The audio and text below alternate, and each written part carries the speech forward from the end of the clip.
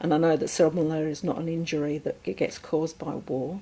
It's just a condition that could have been prevented because malaria is treatable.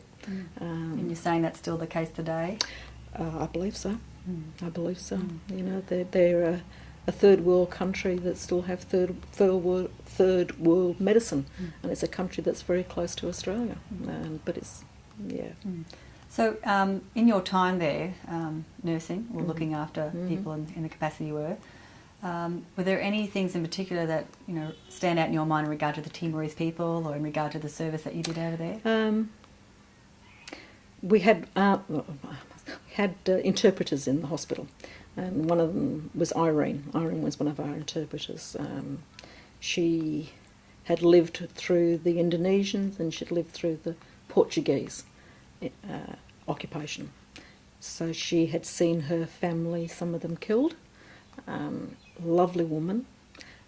She invited myself and one other to her sister's 50th birthday. We were the guest of honours. I'm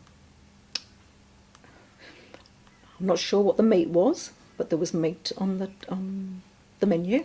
The person that went with me was another female.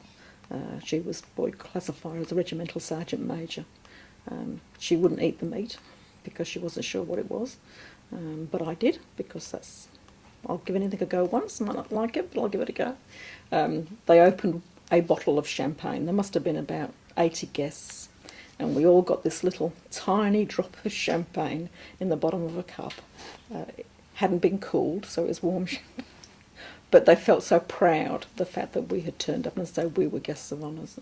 And it was just that they're other than some of them, I mean, the anger that some of the youths must have, and that's because they still believe that they're not being treated right. The people themselves are gentle, caring people, and they're lovely people. I felt after the Gulf War, I won't say a failure, but I felt as though I hadn't done what I needed to do, which was provide nursing care to war victims, which really we didn't do much of that at all. So it really felt as though I was, the medals that I was given for the Gulf War, when you listen to our Second World War people, our Vietnam people, our Korean people, it's almost like they're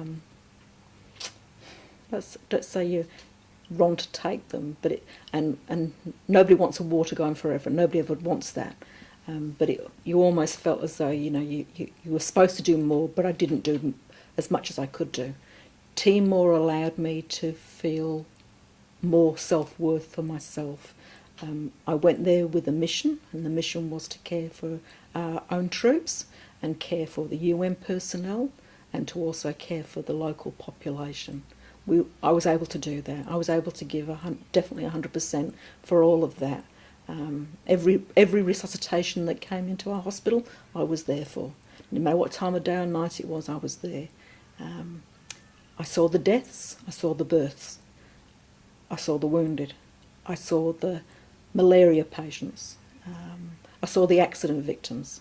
I was able to do what I always wanted to do, which was nurse those people, and that's what East Timor gave to me, was the opportunity to give to others. And that's what I suppose what most nurses do nursing for, is because you want to care for other people. Cool.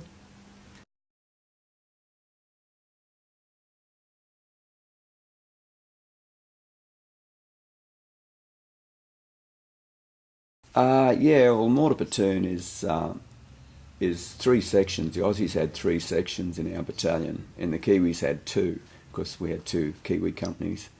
And each section is assigned to one battalion, and I was assigned to support B Company normally, except on this one we were supporting the South Vietnamese regulars. So there's usually there should be 3 guys on the mortar, but we pretty rarely had that. We used to have 2, and then they'd have a SIG, and then the officer, and usually a corporal, and they'd do the plotting, because you had to be fairly accurate, because you didn't want to drop anything on your own guys, did you? Where did you get the information about where to drop? we used to have a mortar fire controller that always worked with a platoon. Now, this is going back to the Aussies, our troops. And if they engaged the enemy or whatever, he's experienced at direction and distance, and he'd call us in as support fire, and he'd always give his position and out 100 metres or 150 metres. So when we'd lobbed the first couple, they would, wherever they hit, if he was pretty much on the mark, he would say reduce 50 metres to where they estimated position of the enemy. So what we call that is walk it back in. So you always gave a safety factor, and this guy is usually a sergeant, and he was part of mortar platoon. He wasn't the rifle platoon. So yeah, he was very experienced, and so we must have did okay. We didn't drop any on our own guys in the whole 12 months. How many mortars would you be firing off in a set time? Well, it varies. It can only be sort of maybe 10 at a time, or one night, this is quite hilarious really, the officer, I can't remember his name, yes I do, but I won't say it, he decided he'd go out as the mortar fire controller, which is usually the sergeant's job, and anyway they had an ambush activated, and they called in illumination, which is 1,000 candle power or something, very bright. And what it does, when you set them off, you set a fuse and it explodes in the air, and it drops by parachute, and that's illumination. That's what it's called, illumination. And it gives the guys visual so they can look around the area and get a good view, like a big spotlight, I guess, for a short time. But this particular night, the guy called us in, he had the direction, the distance right, but he didn't have the fuse set right, and all these illumination were activating about 10 metres off the ground, which meant they only went for about half a second. And by the time we got it right, we ran out of illumination, which was probably about 50 rounds.